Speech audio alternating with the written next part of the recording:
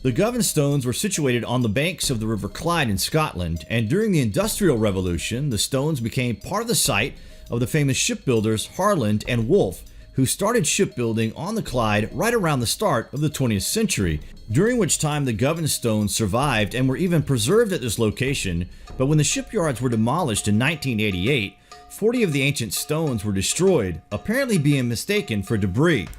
Now, the most frustrating thing about this story was the fact that no one seemed to even care. This was a town that relied on the shipyards to survive, so a bunch of ancient stones of massive historical importance was not even on the agenda. Nobody even noticed the stones had been removed and destroyed for years. 5 of the stones did not fall victim to the shocking ignorance and remain on permanent display at Govan's old parish. They weigh right around a half-ton each, so they are significant. The fact so many were demolished in 1988 is an absolute disgrace. 20 ton of ancient history destroyed without even batting an eyelid. Anyway, the centerpiece of the collection is the sarcophagus, which is thought to commemorate Saint Constantine, the son of Pictish King Kenneth MacAlpin. It features carvings of hunting scenes and warrior figures. Carved from solid stone, the sarcophagus is the only one of its kind in Britain, and hardly any records at all survived in Britain of 9th century events, so this was a very significant site that has been mostly lost here.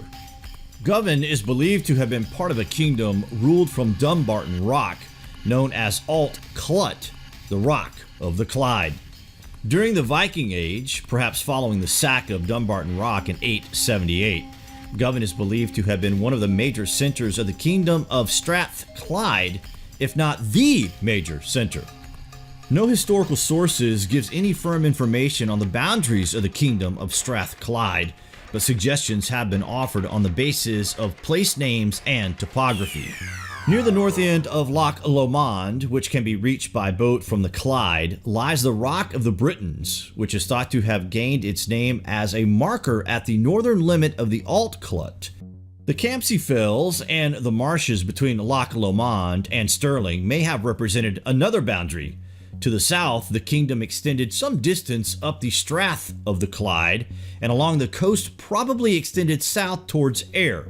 The Govan stones were thought to have been commissioned to commemorate the power and wealth of the kings and rulers of Strathclyde, dating back to the 9th and 11th centuries when the Vikings raided the Clyde region. The Vikings destroyed Dumbarton at the mouth of the Clyde in 870 AD. This fortress was the center of an ancient kingdom of Britons. Govan gained great strategic importance as a new dynasty was established in the kingdom of Strathclyde. Govan Parish Church became an important ecclesiastical center for this new kingdom. These large sandstone blocks were found exclusively in areas of northern Britain where the Vikings settled and were used to make tombs look like mighty buildings in the Norse style. Nowhere else are there hogback stones quite as large as the 5 that are still partially intact in Govan. The sarcophagus was discovered in the graveyard in 1855 when a grave was being dug to the southeast of the church. Recognizing their significance and to protect the stones from the elements, they were moved from the surrounding graveyard and placed on display within the church itself in 1926. Until that point, the stones had lain undisturbed for over 1,000 years. The British Museum affirmed the importance of the collection when they have took one of the hogback stones to London as part of the exhibition Vikings Life and Legend. In August 2017, the Govan stones were voted Scotland's best hidden gem in a nationwide competition, receiving more than 2,000 votes in the nationwide poll. Govan ceased to be important at the start of the 12th century when Glasgow emerged as one of the centers of the newly ascendant Kingdom of Scotland. This massive changing of the old order meant that the Old Kingdom has been largely lost to history and only fragmentary records remain. The tombstones at Govan were reused in the 17th and 18th centuries by local worthies, such as the Rowan family and William Bogle, whose name is inscribed into one of the ancient stones. One of the stones was found in Jordan Hill, on the other side of the river, where it had stood in the garden of one of the parishioners who had been given it as a gift.